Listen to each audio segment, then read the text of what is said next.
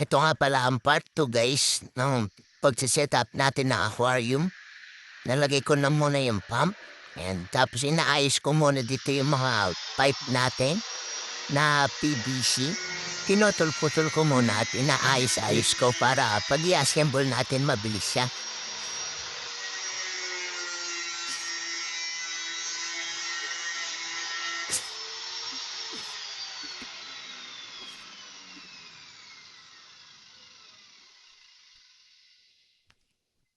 Dito nga nag-assemble na ako para makita nyo kung paano siya i-assemble at paano ko siya ilalagay dun sa aquarium natin.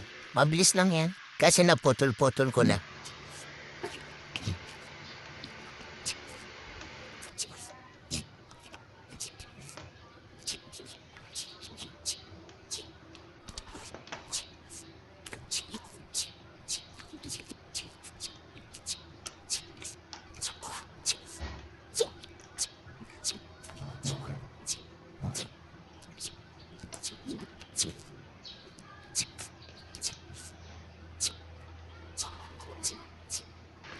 Oh, di ba tapos na? Nilagay ko na rin itong sump natin para makita nyo kung okay ba yung nagawa natin. Ito na nga yung pipe nilagay ko pero yun sa ibabaw hindi po siya nakalagay. Kasi pinatutuyo ko pa.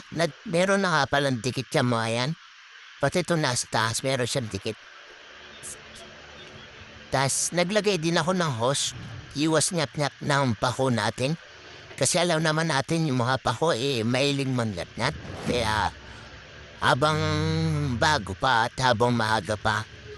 Kaya lagyan na natin siya ng protection. Kasi yan yung mga sakit ng mga pako. Mahilig magnat-ngat. Madali lang naman gawin ito. Naputol lang ako ng hose tapos nilagyan mo lang na cable tie. Di ba ang bilis? Tapos syempre ayusin nyo. Dapat nakalapat yan dun sa wire. Tapos lalagay na natin yung ginawa nating PVC pipe. Diba? Ganun ang kabilis. Tapos talian natin para hindi musog-usog yung hose. Para pag dinaganan or tinulak, hindi maalis. Siyempre, dagdag tiba yan. Diba? Napakadali lang ayusin guys. Yan yung ating part 2 ng ating aquarium setup.